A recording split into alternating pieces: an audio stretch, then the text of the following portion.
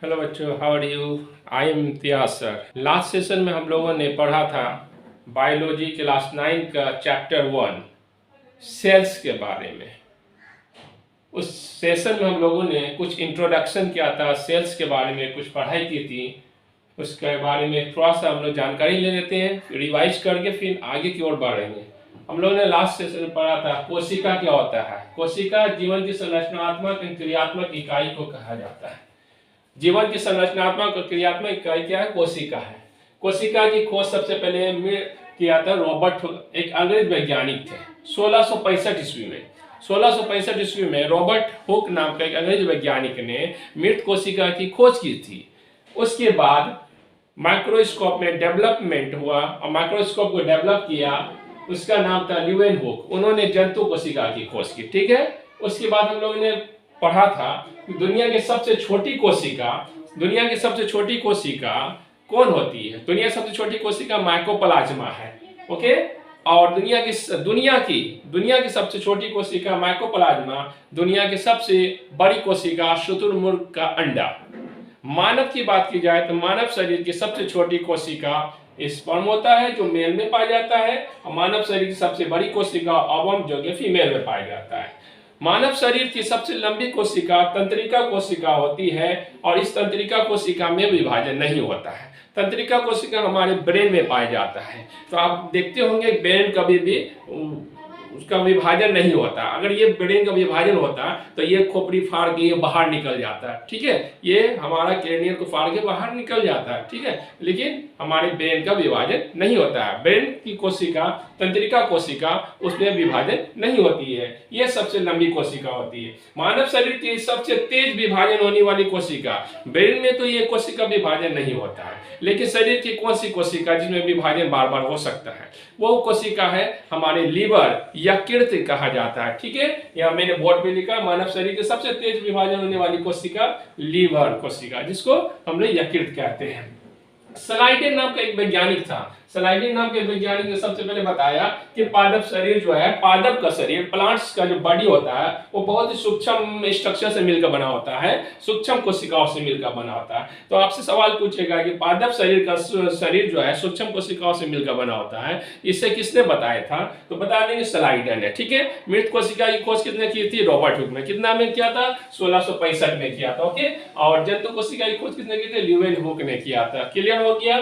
तो सबसे छोटी कोशिका क्या है? सबसे छोटी कोशिका दुनिया की माइकोप्लाज्मा, और सबसे बड़ी कोशिका शुतुरमुर्ग का अंडा। मानव शरीर में सबसे छोटी कोशिका स्पर्म, सबसे बड़ी कोशिका अंडाणु होती है, और वो कोशिका जिसमें विभाजन नहीं होती न्यूरॉन सेल, ये शरीर की सबसे लंबी कोशिका होती है। ओके ना। और मानव शरीर की सबसे तेज विभाजन होने वाली कोशिका कौन है? लीवर है। लीवर क्या होता है? लीवर को अगर आप काट दोगे ना, लीवर ऑटोमेटिक बड़ा होकर फिर काट दो, फिर बन जाएगा। ओके।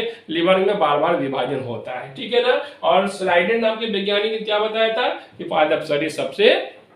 पादप शरीर जो है सूक्ष्म कोशिकाओं से मिलकर बने होते हैं। ये इन सारी बातों की जानकारी हम लोगों ने लास्ट सेशन में, लास्ट वीडियो में हम लोगों ने पढ़ाई कर ली थी।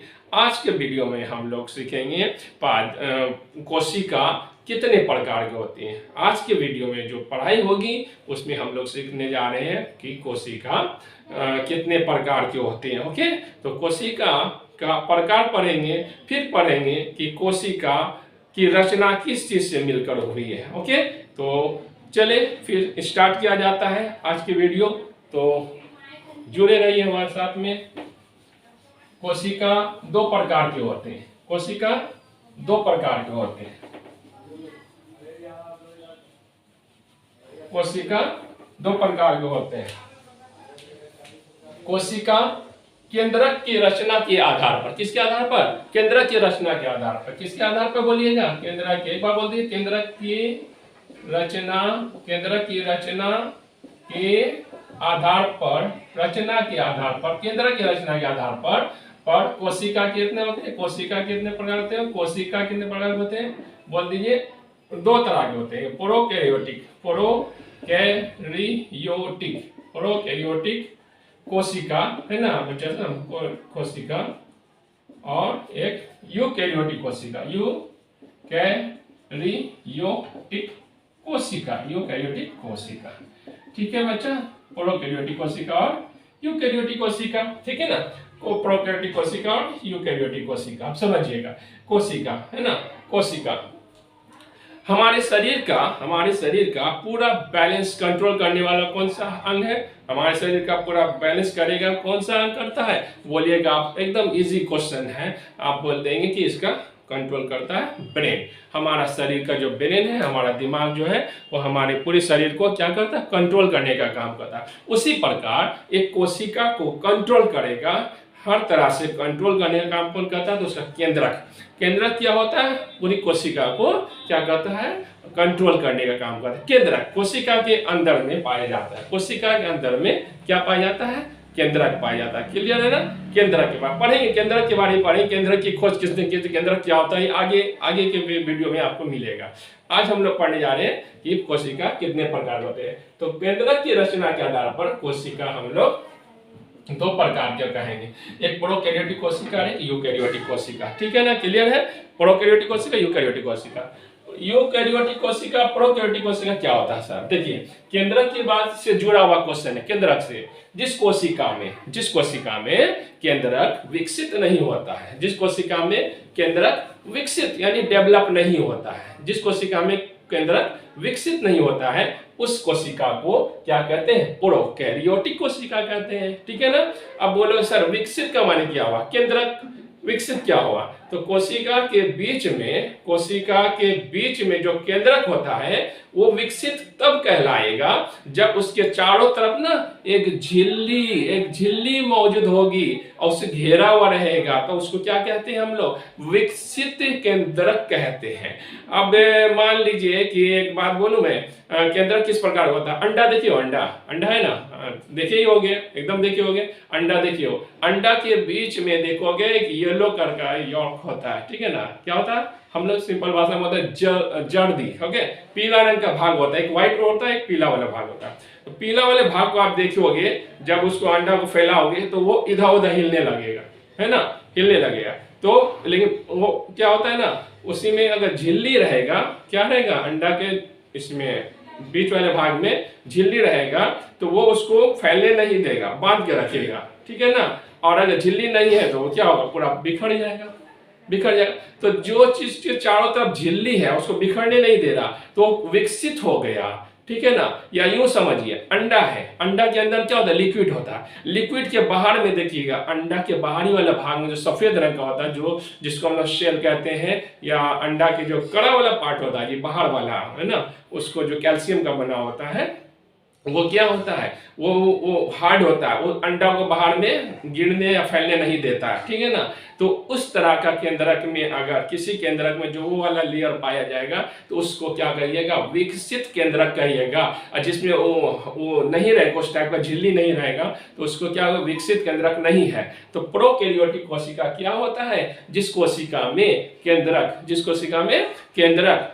विकसित नहीं होगा उसे प्रोकैरियोटिक कोशिका कहते हैं। आपसे क्या क्वेश्चन पूछेगा? प्रोकैरियोटिक कोशिका बाबू क्या किसे कहते हैं? तो बोल देंगे जिस कोशिका में क्या होता है? केंद्रक विकसित नहीं होता है, उसे प्रोकैरियोटिक कोशिका कहते हैं। ठीक है? इसमें केंद्रक क्या होता है बच्चा सा? लिख देते हैं, केंद्रक विकसित नहीं होता है, माने होता है। वास्तविक केंद्रक इसमें नहीं होता है। इसमें क्या होते हैं? वास्तविक केंद्रक। क्या बोलते हैं? वास्तविक केंद्रक क्या होता है? केंद्रक एब्सेंट रहता है। क्या होता है? वास्तविक केंद्रक एब्सेंट रहता है। किसमें? प्रोकैरियोटिक कोशिका में। भैया केंद्रक ही एब्सेंट है तो इसके बारे में क्या पढ़ना, छोड़िए उसको, है ना? इधर आते हैं यूकैरियोटिक कोशिका के बारे में। यूकैरियोटिक कोशिका उसे कहते हैं जिस कोशिका में केंद्रक विकसित रहता है, डेवलप्ड रहता है, पूरा कंप्लीट केंद्रक पाया जाता है, उसे क्या कहते हैं? उसे कहते हैं यूकैरियोटिक कोशिका। ठीक है ना? तो क्या कहेंगे हम लोग? इसमें केंद्रक क्या होता है? केंद्रक विकसित होता है। केंद्रक क्या होता है बच्चा साहब? विकसित होता है। इसका मतलब वास्तविक केंद्रक पाया जाता है। वास्तविक केंद्रक पाया जाता है। ठीक है? प्रेजेंट होता है। क्या लिख देंगे यहाँ पे शॉर्ट में? प्रेजेंट। क्या सीखे?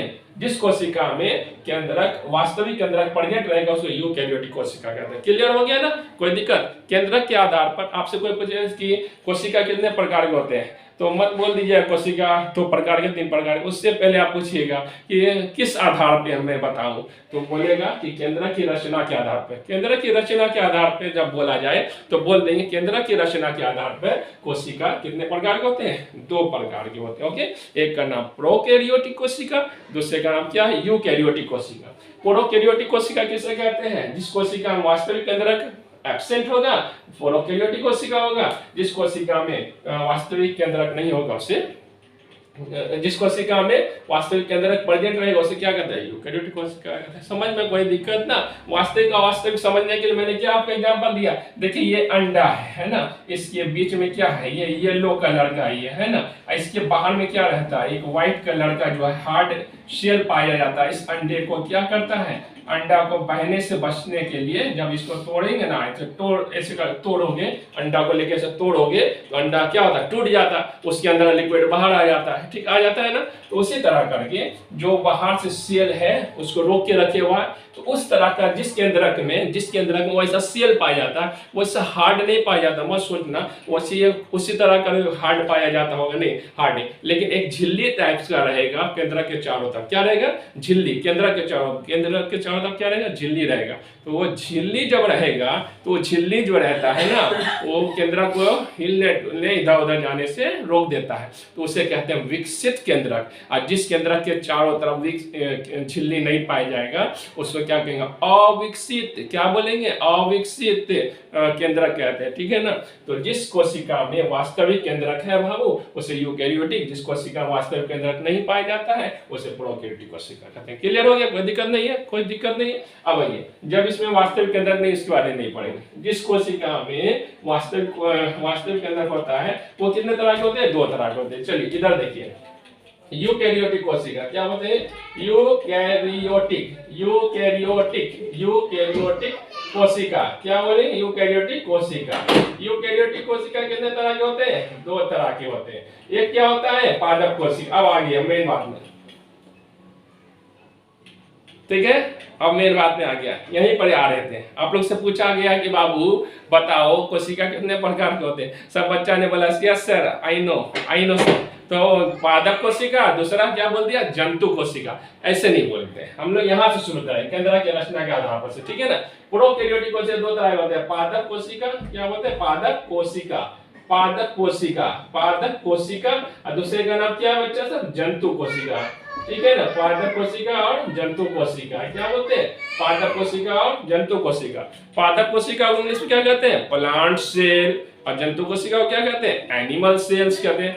दोनों की कोशिकाओं में, याद रखिएगा, दोनों की कोशिकाओं में केंद्रक अच्छी तरह से मौजूद होता है, अच्छा केंद्रक मौजूद होता है, माने पूरा फुल कंप्लीट विकसित केंद्रक पाया जाता है पादप कोशिका में और जंतु कोशिका दोनों में। क्लियर है, कोई दिक्कत है बच्चे सब? बिना याद किए, याद नहीं करा दिए तो फिर बोलना, भूलने नहीं देंगे, भूल के दिखा देना, ठीक है ना। यूकैरियोटिक कोशिका कितने तरह के होते हैं, 2 तरह के होते हैं, पादप कोशिका और जंतु कोशिका। क्लियर, कोई दिक्कत है? नहीं दिक्कत है। इसमें केंद्रक क्या होता है, विकसित पाया जाता है।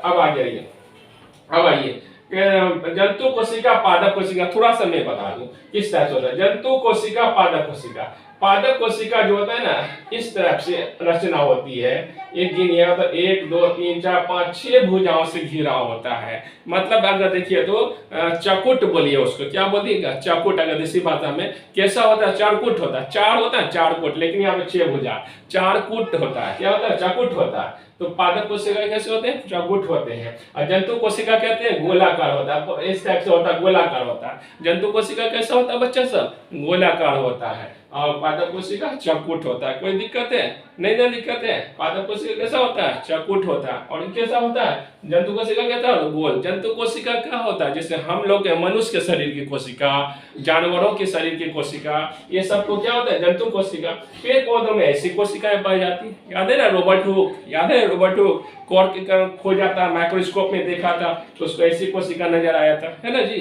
तो चलिए पादप कोशिका ऐसा होता। अब बताइए एक बात मैं और बता दूं, पादप कोशिका जो होती है ना, पादप कोशिकाएं, पादप कोशिका के चारों तरफ में इस टाइप से मेम्ब्रेन पाया जाता है, इस टाइप से मेम्ब्रेन पाया जाता है। पादप कोशिकाओं को ऐसे करके, है ना, ऐसे करके चारों तरफ पाया जाता है। तीन तीन लेयर पाया जाता है। कितने लेयर पाए जाते हैं? 3 लेयर पाए जाते हैं। लेकिन जंतु कोशिका में ऐसा कोई लेयर नहीं पाया जाता, याद रखिएगा। पादप कोशिका में ऐसे कर परत पाया जाता है। पादप कोशिका जो होता है उसके चारों तरफ से घेरा हुआ रहता है, उसको हम लोग कहते हैं सेल वाल। क्या कहते हैं? सेल वाल कहते हैं। ये जो लाइन फर्स्ट वाला लाइन देख रहे हो ना, इसको हम लोग कहते हैं सेल मेम्ब्रेन, कोशिका झिल्ली। अरे भाई झिल्ली, झिल्ली झिल्ली जानते हो ना, झिल्ली गोश्त में जो झिल्ली लगा रहता है मांस में, तो कोशिका झिल्ली। ये भी क्या हो गया? कोशिका झिल्ली। इसको क्या बोले? हिंदी लिख दें, कोशिका झिल्ली। चलिए, कोशिका झिल्ली, कोशिका झिल्ली, ठीक है ना। क्या है? कोशिका झिल्ली, सेल मेम्ब्रेन, याद रखिएगा, सेल मेम्ब्रेन। इसके ऊपर जो लाइनिंग देख रहे हो ये सेल वाल है। तो वो जंतु कोशिका में सेल वाल नहीं है, पादप कोशिका में क्या होता है? Cell wall. पहला अंतर तो आप ये सीख गए, पादप कोशिका में क्या होता है? सेल वाल होता है, जंतु कोशिका में सेल वाल नहीं होता है। क्लियर है ना? कोई दिक्कत है? नहीं ना दिक्कत है। चलिए, अब मेरे मन में एक बात आई, आप लोग के मन में आया कि नहीं पता नहीं, मेरे मन में आया। ईश्वर ने बनाया दोनों को, पादप और जंतु दोनों को। तो जंतु कोशिका के शरीर में भगवान ने, ईश्वर ने इसकी चारों तरफ जो है ये नहीं दिया, क्या बोला? सेल वाल नहीं दिया, नहीं ना दिया। लेकिन जो है पादप कोशिका चारों तरफ सेल वाल दे दिया। ऐसा काहे किया भाई? ऐसा काहे किया? ये भेदभाव हो गया क्या? लेकिन भेदभाव तो होगा नहीं, ईश्वर तो भेदभाव करता नहीं, जो करता है बढ़िया करता है, सबके भला के लिए करता है। तो हम लोग को जब इसके ऊपर ध्यान दिए तो पता चला, क्या पता चला? ईश्वर को सब पता है। क्या पता है? देखिए, पेड़ पौधा, ये पेड़ पौधा जो जब भी रहेगा तो कहाँ रहेगा बताइए? मैदान में रहेगा, जंगल में रहेगा, धूप में रहेगा, बरसात में रहेगा, हवा चलेगा, बारिश होगी, सब होगा, उसको सब झेलना पड़ेगा। झेलना पड़ेगा कि नहीं झेलना पड़ेगा? हाँ, झेलना पड़ेगा। अब पेड़ पौधा लगा हुआ है, किसी का मूड खराब हो गया, जा गया एक पैर मार दिया उसको, मूड खराब हो गया कोई बच्चा का, उठा के जो है ईंटा मार देता है, कोई डंडा लेके मार देता है, किसको? पेड़ को। गुस्सा अपना उतारा बेचारा पेड़ के ऊपर। बताओ, तो अन्य वाली बात हुई ना। तो ईश्वर को सब मालूम था कि मानव को धरती पे भेज रहे हैं, है ना, भेज रहे हैं।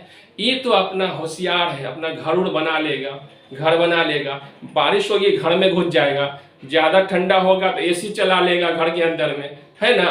कोई अगर दौड़ाएगा मारने के लिए तो रूम के अंदर बंद हो जाएगा, ये तो बच जाएगा बेचारा। ये पौधा कैसे बचेगा? ये पेड़ कैसे बचेगा? इसको कोई दौड़ाएगा मारने के लिए तो भाग ही नहीं पाएगा।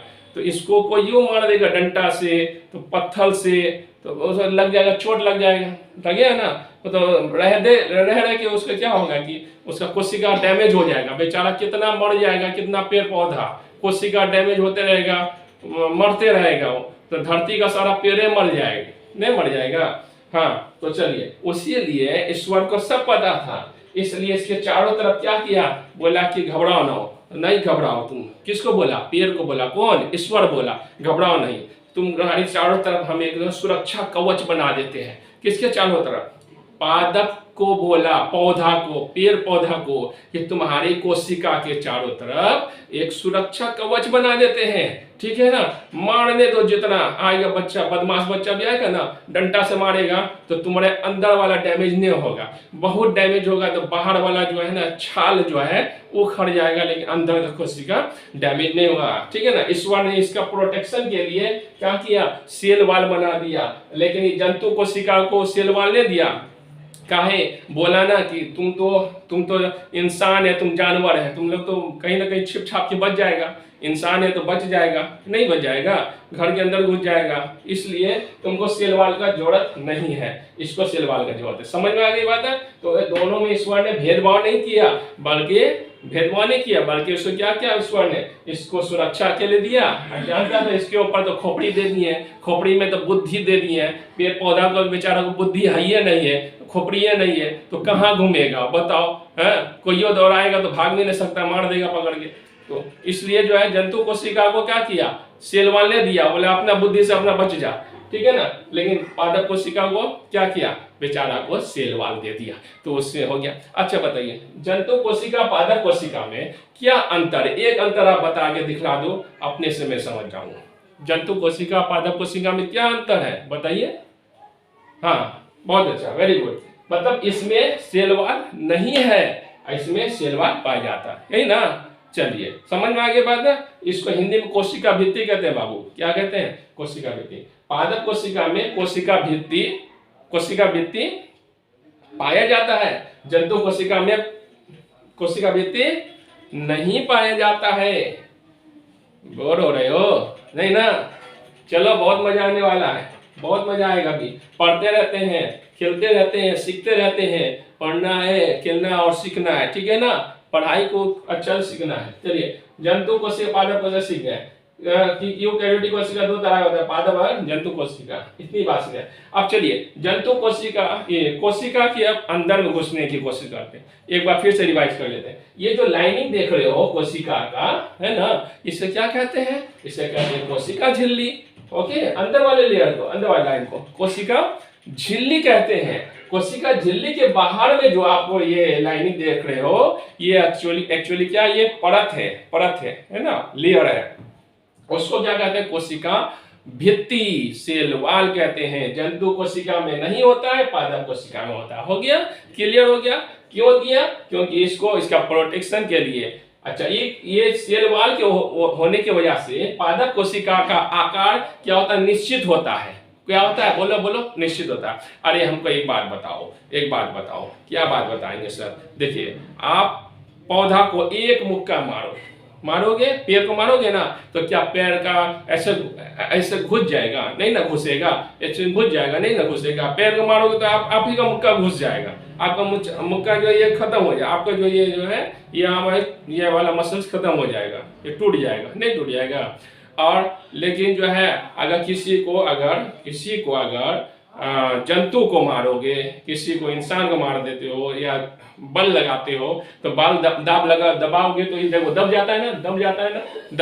जानते हो क्यों? यही वजह है, क्योंकि पादप कोशिका में जो है सेल वॉल पाया जाता है, जंतु कोशिका में सेल वॉल नहीं पाया जाता है। क्लियर? कोई दिक्कत? हम लोग का मसल्स को दाबने पर देखो चप गया ना, या देखो गाल को ऐसे दबोगे, दब गया। क्यों दब गया? क्योंकि इसके ऊपर जो है ना कोशिका भित्ति नहीं पाया जाता है, और ये बेचारा पौधा को कोशिका भित्ति पाया जाता है। इसका आकार निश्चित होता है, इसका आकार निश्चित, बोलो निश्चित नहीं होता है। वेरी गुड, ठीक है ना?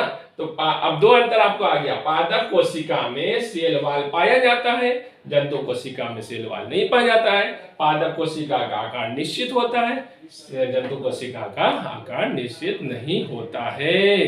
क्लियर? चलिए सेल के दुनिया में चलते हैं। बहुत बड़ी दुनिया है, समझ में आई बात? बहुत बड़ी दुनिया। सेल के अंदर गोता लगाते हैं। कहाँ लगाते हैं? सेल के अंदर में गोता लगाते हैं। सेल के अंदर गोता लगाते हैं। जब अंदर जाइएगा ना, तब पता चलेगा क्या है। चलिए हमारे साथ जुड़े रहिए और आगे पढ़ते रहिए। सेल के बारे में,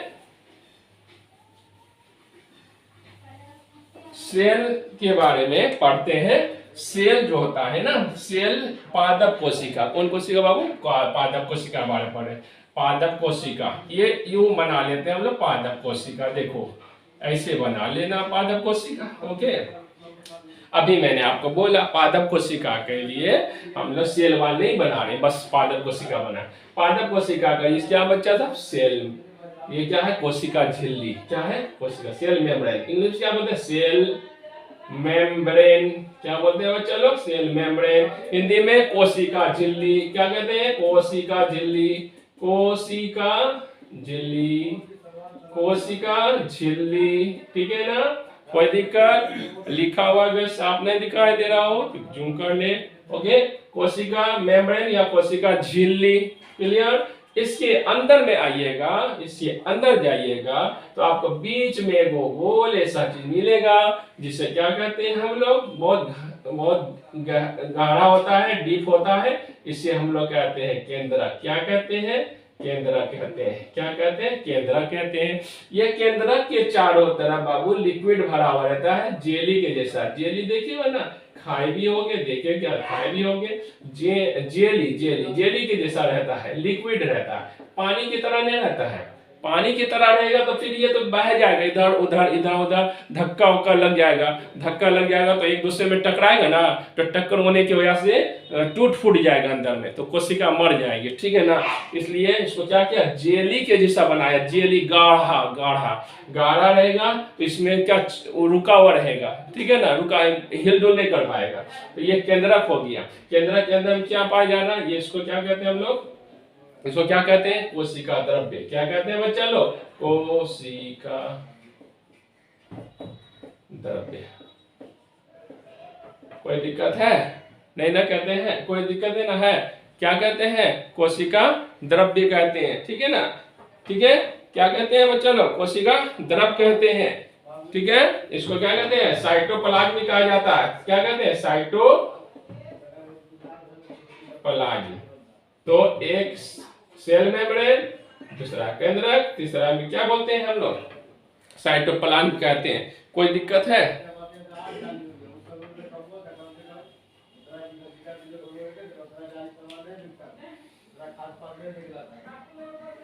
कोई दिक्कत, इसका इंग्लिश चाहिए, न्यूक्लियस, ओके। तो अब हम लोग एक एक करके सबके बारे में पढ़ेंगे। ये क्या है, सेल मेम्ब्रेन, केंद्रक और कोशिका द्रव्य, ठीक है। तो इसके बाद भी और फिर इसके अंदर में अंदर जाना है, इसके अंदर में और जाना है तो बहुत सारी फिर और भी बहुत सारी कोशिका अंदर मिलेगी। हमें मिलेगा हरित लवक मिलेगा, माइटोकॉन्ड्रिया मिलेगा, है ना, गोल्जी बॉडीज मिलेगा, लाइसोसोम मिलेगा, ठीक है, कोशिका के अंदर में और बहुत सारी रचनाएं मिलेंगी। मैंने कहा ना, समुंदर है, समुंदर क्या है, कोशिका समुंदर है। आप उसके अंदर जैसे जाइएगा तो आपको बहुत सारी चीजें नजर आएंगी, बहुत मजा आएगा पढ़ने में, ठीक है ना। तो फिर नेक्स्ट हम लोग आगे की जो पढ़ाई है फिर कोशिका के बारे में फिर पढ़ेंगे नेक्स्ट वीडियो में, ठीक है। तब तक हमारे साथ जुड़े रहिए, तब तक के लिए गुड लक।